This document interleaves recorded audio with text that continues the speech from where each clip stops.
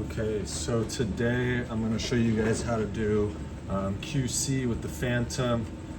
With my site, we have this form right here, which needs to be filled out every Wednesday, so I'll kind of go through that with you all. So I'm going to select on the ACR QA right here. I typically type in 200 pounds for the weight. I will pick my protocol, which is ACR Phantom, and I will run it in first level. No implants. Okay, so this first one we're gonna run, it's about 12 seconds. Machine's just starting up, first exam of the day, so it's gonna be a little slower. There we go.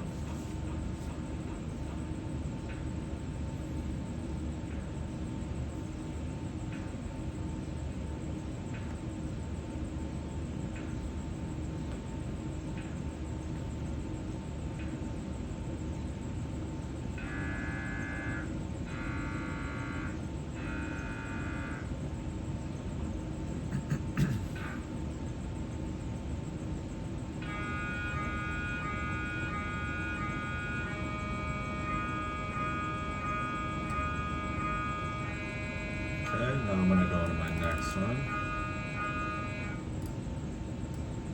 And this is a sagittal localizer. I like to put this right at midline, so you can see here that I have these 9 dots.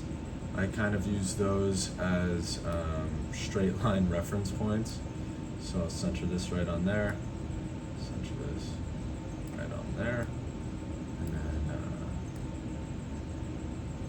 right in there. I like to place the crosshairs right in the middle of the T in this slice in particular, and then over here make sure that it's centered right to left in the axial plane. Okay, so this looks good. I'll run this. It's just a sagittal localizer. Sometimes this appears like almost curved. It does so when the Phantom needs to be slightly repositioned. Now I'm going to take this and I'm going to place my slices right there on the T again. And for this one, what we want is to center perfectly in the middle yet again.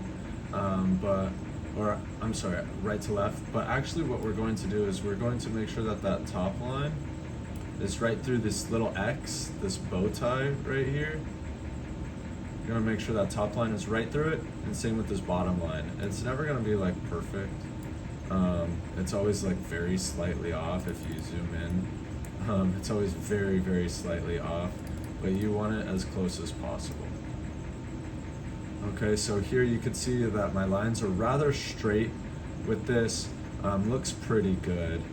Make sure that you're in the middle of this pillar right here, or this little column. I'll probably bring up my sagittal just in case, just to proofread very briefly. And I believe the TR is supposed to be 500 for this one, so I don't typically touch that.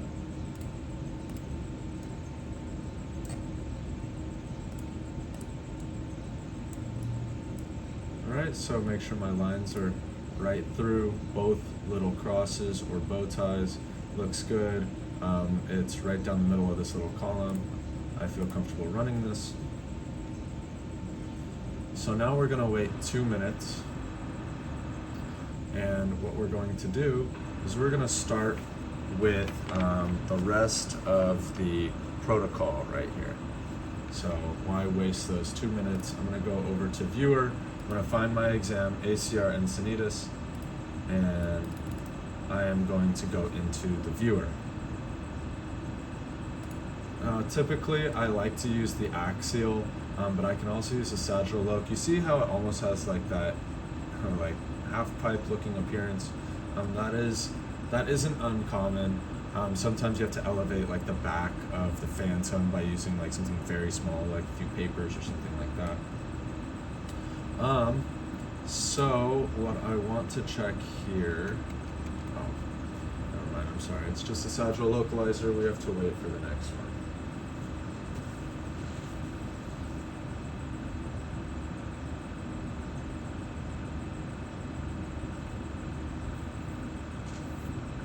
In the meantime, we could check head to foot here. head to foot in the sagittal loc. We'll do that after. I want to go in order to show you all.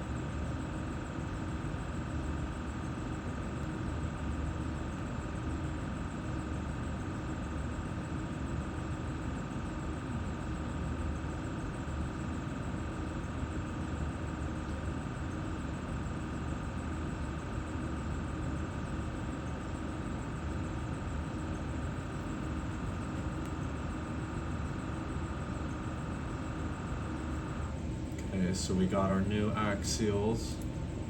So I'm gonna view. Okay, so let's go in order. First of all, we have to check if the accuracy is okay. I can't remember if this is the geometric accuracy or not, but that has to be plus or minus 5 millimeters. So typically, I will find, I think that was it, this one right here, and you're basically measuring this,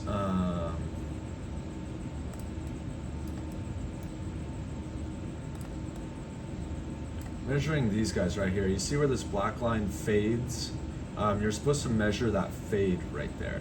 So I'm gonna click over here, I'm gonna click this drop down arrow, I'm gonna click this little measurement tool, and I'm going to bring this up right at the start of the fade to the end of the fade, give or take. You can see down here, 1 distance, this is 1. The distance is 3.7.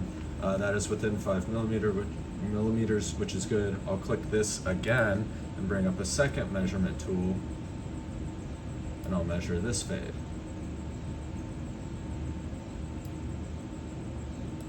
This one's always a little less.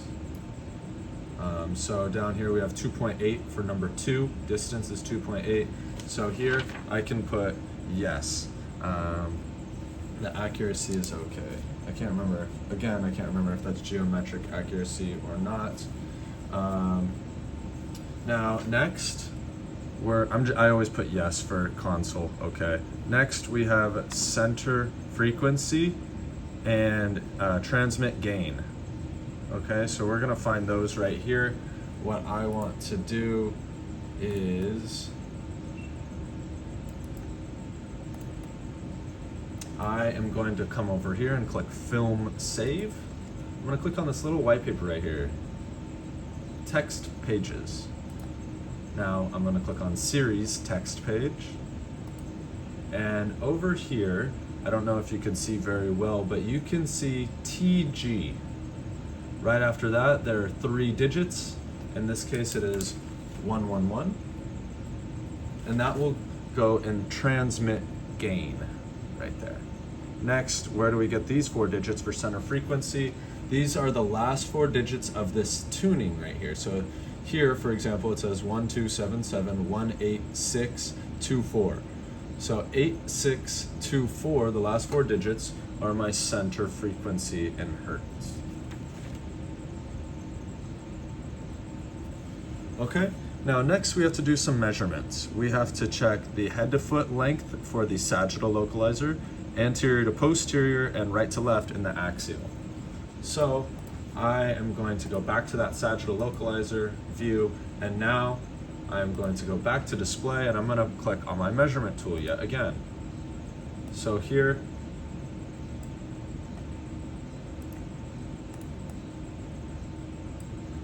we're going to measure from top to bottom, right down the middle. I like to kind of put it on this line right here. That way I know that my measurement tool is straight. Personal preference. So down here I could probably extend a little bit. just about right.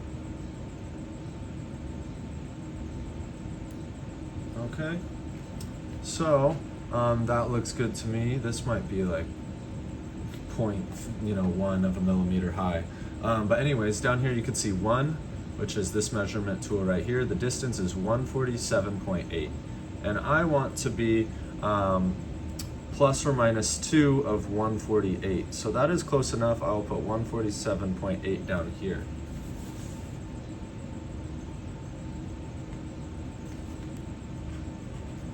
Okay, now next we have anterior to posterior and right to left, but these are not in the sagittal localizer. These will be done in the axial T1.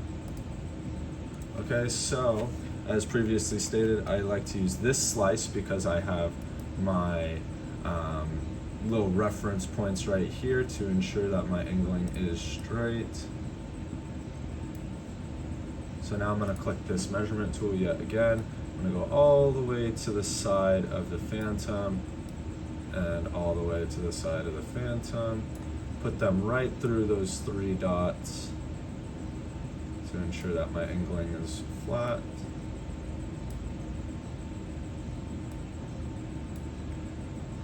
Okay, so that looks good to me. Down here, you could see that I want to be 190 plus or minus 2 millimeters for both of these. So you can see my distance is 189.4, so that is acceptable.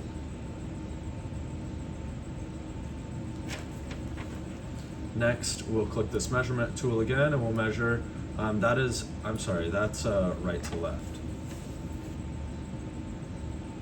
Now we're going to do anterior to posterior, which is top to bottom.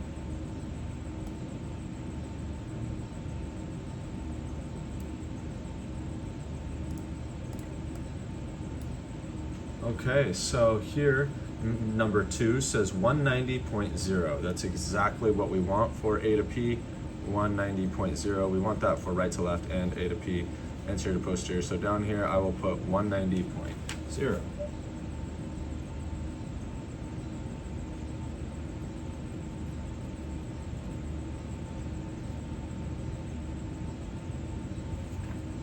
Okay, next we have to check high contrast spatial resolution. We do upper left and lower right. You'll see that in one moment. So what we're looking for here are these little squares. Okay, so it's this slice right here. You're looking for these little squares. So these each have different values. So this stands for 1.1. Millimeters. Okay, these are 1.0 and these are 0.9. So basically what we want to see here is we want to see how low we can go while still being able to count 4 distinct columns and 4 distinct rows of squares. So over here you could see 1, 2, 3, 4, and you can see 1, 2, 3, 4. So 1.1, check. That's as far as we can go so far. Now over here you could kind of see 4 distinct rows. You could see 1, 2, 3, 4, and then 4 distinct columns, and then over here 1, 2, 3, 4. So 1.0, check. Now over here, pretty difficult to see 4 distinct rows and columns. So 0.9 does not pass the check. So what is the smallest resolution where I can clearly see 4 distinct rows and 4 distinct columns and 4 distinct rows? That would be 1.0 millimeters. So I'm gonna put that in here for upper left and lower right. And lastly, we have to count the spokes. So I'm going to come over here. You're not supposed to, technically down here, by the way, you can window. You're not supposed to like much because it kind of defeats the purpose. And same with over here with the spokes. You're not supposed to window this image right here. The goal is to try to count 10 spokes without needing to window. So you could see 1 spoke, 2 spokes, 3 spokes, 4 spokes, 5, 6, 7, 8, 9, and these tiny little dots, 10. So we have 10 spokes. There aren't any artifacts present, and you initial. Now that concludes how to do the measurements and whatnot for ACR Phantom or QC, quality control.